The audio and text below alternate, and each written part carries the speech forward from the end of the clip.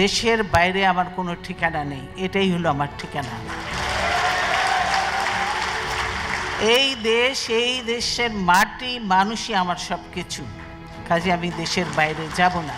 জীবনের শেষ সময় পর্যন্ত দেশের মানুষের পাশে থেকে শুধু কথা নয়, কাজে প্রমাণ দিয়েছেন। দেশ আজ গণতন্ত্রহীন অবস্থায়, যার জন্য দেশে এইসব ঘটনা ঘটছে, একের পর এক যে ঘটনা ঘটছে, এই গণতন্ত্রহীন অবস্থায় রয়েছে। একজন রাজনীতিকের বক্তব্য শুধু কথার কথা নয়, আমৃত্যু প্রতিশ্রুতি পূরণের অঙ্গীকারও। বলছি তিনবারের সাবেক প্রধানমন্ত্রী, বিএনপি চেয়ারপারসন খালেদা জিয়ার কথা। বাংলাদেশ মডেল দেশ হিসেবে পরিচিত আছে এবং থাকবে ইনশাআল্লাহ। 1981 সালের মে মাসে শহীদ রাষ্ট্রপতি ও বিএনপির প্রতিষ্ঠাতা জিয়াউর রহমানকে যখন হত্যা করা হয়, বেগম জিয়া তখন নিতান্তই একজন গৃহবধূ। স্বামী হারিয়ে 2 সন্তানকে নিয়ে সাধারণ মানুষের মতোই জীবন কাটছিল তার। রাজনৈতিক চিন্তাধারা তো দূরের কথা, রাজনৈতিক কোনো অনুষ্ঠানেও খুব একটা দেখা যায়নি তাকে। চট্টগ্রামে জিয়াউর রহমানকে নির্মমভাবে হত্যার পর দুর্বল রাষ্ট্রপতি হিসেবে দায়িত্ব নেন বিচারপতি আব্দুস সাত্তার।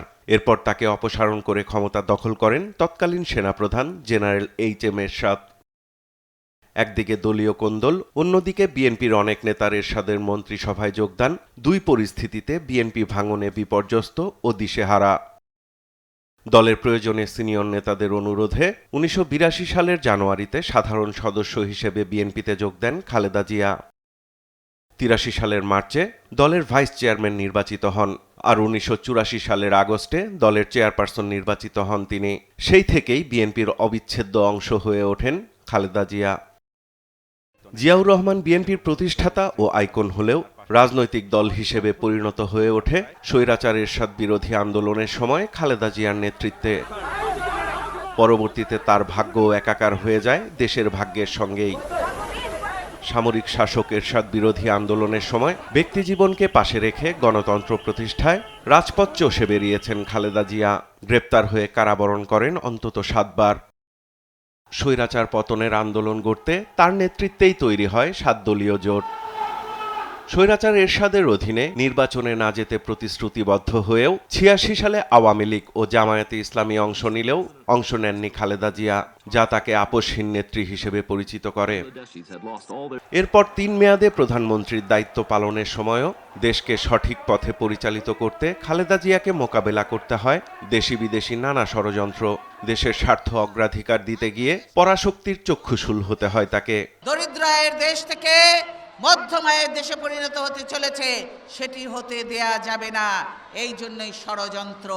গোটা দেশ সহ জিয়া পরিবার বিএনপির ওপর দুর্যোগ নেমে আসে 2007 সালে দেশি বিদেশি ষড়যন্ত্রের মধ্য দিয়ে আসা 11 সরকারের সময়।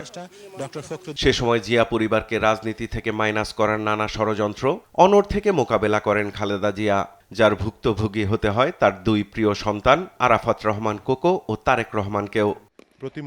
তাকে দেশ ছাড়া করতে 2 সন্তানকে অবর্ণনীয় নির্যাতন করা হলেও নানা চাপ মোকাবেলা করে জনগণের পাশে থাকার সিদ্ধান্তে অটল ছিলেন খালেদা জিয়া। এজন্য নির্বাসিত 2 সন্তানের সঙ্গে দীর্ঘ বিচ্ছেদের বেদনাও সহ্য করতে হয় তাকে। আওয়ামী লীগ সরকারের দীর্ঘ শাসনে প্রতিনিয়ত প্রতিহিংসার শিকার হলেও গণতন্ত্র প্রতিষ্ঠার আন্দোলনে জনগণের পাশে ছিলেন খালেদা জিয়া। আমার ভ্যালিড ডকুমেন্ট কোনোদিনই ইল্লিগাল হতে পারে না। রাজনৈতিক প্রতিহিংসা থেকে 2010 সালের 13 নভেম্বর আদালতের কাঁধে বন্দুক রেখে খালেদা জিয়ার সেনানিবাসের মইনুল রোডের বাসভবন উচ্ছেদ করে তৎকালীন আওয়ামী লীগ সরকার। 2015 সালে খালেদা জিয়া দেশে থেকেই পান নির্বাসিত ছোট সন্তান আরাফাত রহমান কোকোর মৃত্যু সংবাদ। আইনশৃঙ্খলা বাহিনীর নির্যাতনে গুরুতর অসুস্থ বড় ছেলে তারেক রহমানও তখন লন্ডনে চিকিৎসারত। প্রতিহিংসার রাজনীতির বলি হয়ে দুর্নীতির সাজানো মামলায় 2018 সালের 8 ফেব্রুয়ারি কারাবন্দী হতে হয় বিএনপি চেয়ারপারসনকে। নাজিমউদ্দিন রোডের পুরনো কেন্দ্রীয় কারাগারের স্যাঁতস্যাঁতে পরিবেশে বসবাস শুরু করলে কিছুদিনের মধ্যেই অসুস্থ হয়ে পড়েন। কারাবন্দী অবস্থায় তাকে বেশ কয়েক দফা ভর্তি করা হয় হাসপাতালে। কারান্তরীণ খালেদা জিয়ার জীবননাশে স্লো পয়জনিংয়ের অভিযোগও আছে বিএনপির। করোনার সংকটময় মুহূর্তে দায় এড়াতে অসুস্থ খালেদা জিয়াকে নির্বাহী আদেশে সাময়িক মুক্তি দিলেও গণ অভ্যুত্থানে আওয়ামী লীগ সরকারের পতনের পরই স্থায়ী মুক্তি মেলে তার।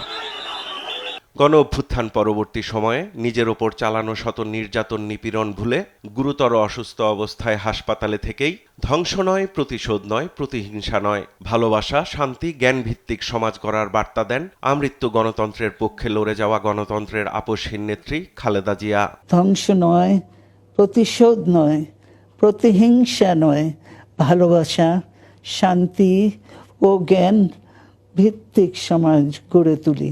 সাইফুল রিপন, দেশ টিভি, ঢাকা। জিন্দাবাদ।